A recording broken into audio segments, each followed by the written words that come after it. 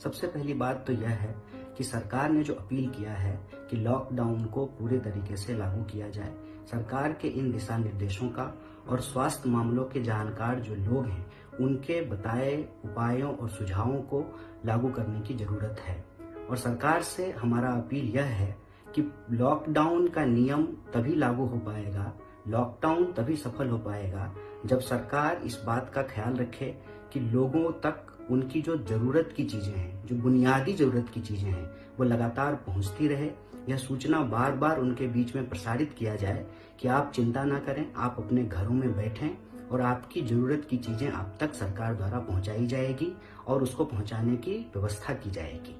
दूसरी जो सबसे जरूरी बात है कि यह पूरी की पूरी लड़ाई जो स्वास्थ्य कर्मी हैं, जो स्वास्थ्य सेवा से जुड़े हुए लोग हैं, उनके सहयोग और उनके हिम्मत से ही संभव है। और वो तमाम लोग 18-18 घंटा काम करके इस जिम्मेवारी को निभा रहे हैं। लेकिन यह खबर आ रही है कि कई जगह उनके पास जरूरी उपकरण भी नहीं है, उनके पास सुरक्षा के उपकरणों की भारी कमी है। सरकार से यह आग्रह है कि जरूरत के जो सुरक्षा उपकरण हैं उनको वो उपलब्ध कराए। और कई जगह पे यह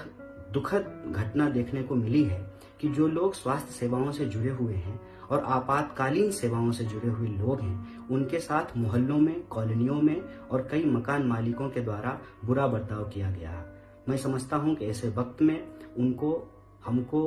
प्यार देना चाहिए, सम्मान देना चाहिए। जो देश को बचाने की कोशिश कर रहे हैं उन तमाम स्वास्थ्य कर्मियों को, डॉक्टरों को और आपातकाल की सेवा में लगे हुए लोगों को सलाम करना चाहिए। और तीसरी बात कि व्हाट्सएप यूनिवर्सिटी बहुत पहले से ही वर्क फ्रॉम होम कर रही है और तमाम तरह की गलत सूचनाएं, टोना टोटके, अफवाह ये लोगों तक पहुंचाया जा रहा है। इसीलिए आज जब विपरीत परिस्थिति में हमको और आपको वर्क फ्रॉम होम करना पड़ रहा है, हम इस बात को एक नियम बना लें कि कम से कम दिन में एक बार हम इस बात को चेक करेंगे कि हमारे घर के बच्चे और बुजुर्ग के पास कोई ऐसी सूचना तो नहीं पहुंच रही है, कोई ऐसा उपाय तो उनको नहीं बताया जा रहा है जिससे कोरोना से लड़ने के नाम पर वो किसी और बीमारी के शिकार हो जाएं। जब कोरोना से हम लड़ रहे हैं इसका यह मतलब नहीं है कि और सारी बीमारियां हमको नहीं हो सकती है। और अगर कोई बीमारी हम तमाम लोगों को होता है, इससे स्वास्थ्य सेवा के ऊपर भार बढ़ेगा। इसीलिए वैज्ञानिकता को अपनाकर, साइंटिफिक टेम्पर को अपनाकर और अपने घर में उसको लागू करा करके कोरोना महामारी से लड़ने में हम अपनी एक महती भूमिका निभा सकते हैं। आज जब हम समाज को देखते हैं तो हम पाते हैं कि अलग अलग तबके के लोगों को, चाहे वो टाई लगाकर ऑफिस में काम करने वाले लोग हों या रेहड़ी पटरी पर दुकान लगाने वाले लोग हों, चाहे वो संगठित क्षेत्र के मजदूर हों या असंगठित क्षेत्र के मजदूर हों, जिनके पास काम है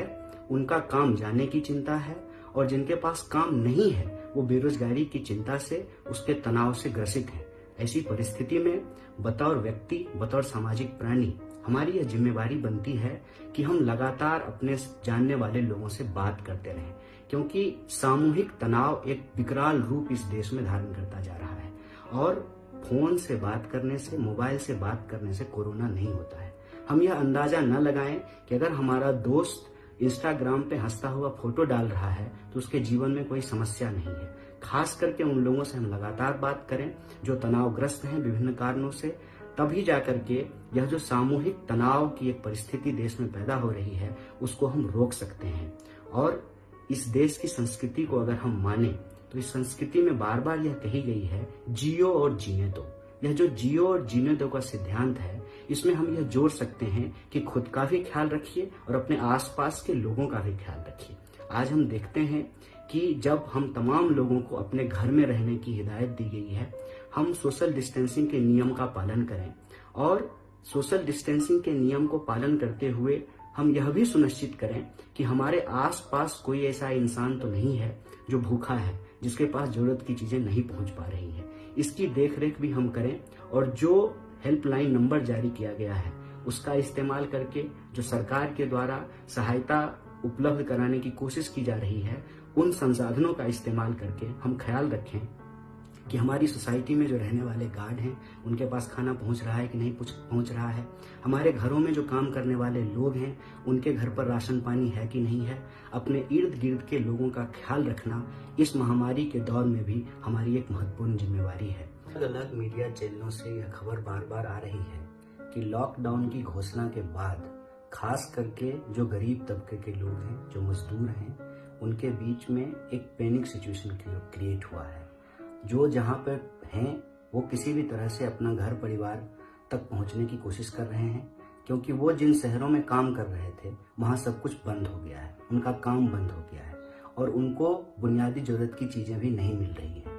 और तमाम जो यातायात के साधन हैं वो भी बंद कर दिए गए हैं। यह खबर देखने को मिली है कि लोग सैकड़ों किलोमीटर पैदल चल के अपना घर पहुंचने की कोशिश कर रहे हैं। रास्ते में उनको खाना नहीं मिल रहा है, छोटे छोटे बच्चे हैं जिनको खाने को नहीं मिल रहा है। उनका यह मानना है कि दूसरे शहरों में भूखे मरने से अच्छा है कि किसी तरह अपने गांव पहुंच जाए। इसीलिए हम देश की सभी राज्य सरकारों से और केंद्र सरकार से भी यह अपील करते हैं कि जो मजदूर जहां तहां फंसे हुए हैं, या तो उनके लिए खाने पीने की, दवाइयों की और बुनियादी सुविधाओं की व्यवस्था करें, और जो अलग अलग राज्य सरकारें हैं वह यह सुनिश्चित करें या तो वो अपने नागरिकों को अपने राज्य तक लाने की विशेष व्यवस्था करें, या उनके नागरिक जहां फंसे हुए हैं वहीं उनको सुरक्षा और बुनियादी सुविधाएं मुहैया कराया जाए। इस पूरी की पूरी लड़ाई में कोई भी इंसान, चाहे वह किसी भी तबके का हो, चाहे वो अमीर हो या गरीब हो, हमें किसी भी तरीके का कोई भेदभाव नहीं करना चाहिए और तमाम लोगों के जान माल की सुरक्षा, हर इंसान की जो बुनियादी जरूरत है उसको बराबर ध्यान में रखना चाहिए। तभी हम इस महामारी से अपनी लड़ाई को बेहतर तरीके से जीत पाएंगे। और सबसे आखिरी बात जो मैं सरकार से अपील करना चाहता हूँ, तमाम तरह की आलोचना अपनी जगह पे है। महामारी को रोकने से पहले सरकार को क्या करना चाहिए था और सरकार ने क्या नहीं किया, इस पर चर्चा बाद में होती रहेगी, इस पे सवाल उठाए जाते रहेंगे। लेकिन आज जब पूरा देश कोरोना महामारी से लड़ रहा है तो हम सरकार से यह आग्रह करते हैं कि घर पर रहने के दिशा निर्देशों का पालन करते हुए, सोशल डिस्टेंसिंग के नियम को मानते हुए, अगर सरकार को यह जरूरत महसूस होती है कि स्वास्थ्य के सेवाओं में स्वास्थ्य के मामलों के जानकार ही अपनी भूमिका निभा सकते हैं, लेकिन उसके अलावे जहां जहां वॉलंटियर की जरूरत है, जरूरी चीजों को एक दूसरे के बीच में पहुंचाने के लिए, सही सूचना लोगों तक पहुंचाने के लिए, किसी भी तरह के काम में अगर यूथ वॉलंटियर की जरूरत है, हम अपनी तरफ से सरकार से यह अपील करते हैं कि सामाजिक संगठनों और जन संगठनों के जो कार्यकर्ता हैं, जो युवा कार्यकर्ता हैं, उनसे सहयोग लेकर के यह जिम्मेवारी निभाई जा सकती है। और हम युवाओं से भी यह विशेष अपील करना चाहते हैं कि आप घर पर रहने की हिदायत को मानते हुए अपने जो लोकल प्रशासन है उसके संपर्क में रहें, अपने पंचायत के लोगों के संपर्क में रहें, जो भी सरकारी तंत्र कोरोना महामारी से लड़ने के लिए उपलब्ध है उन तमाम लोगों के संपर्क में रहें और प्रशासन के कहने पर ही अब वॉलंटियर के रूप में अपनी भूमिका निभाने के लिए हमेशा तैयार रहें, तत्पर रहें। और याद रखें, जब तक प्रशासन ना कहे तब तक अपने घर पर बने रहना और अपने आसपास के लोगों का ख्याल करना, फोन के द्वारा अपने परिचितों और जानकारों का कुशल क्षेम पूछना और इन तमाम तरह की कोशिशों को एक साझी लड़ाई का रूप देकर के ही हम कोरोना महामारी से लड़ सकते हैं और कोरोना महामारी को हरा सकते हैं।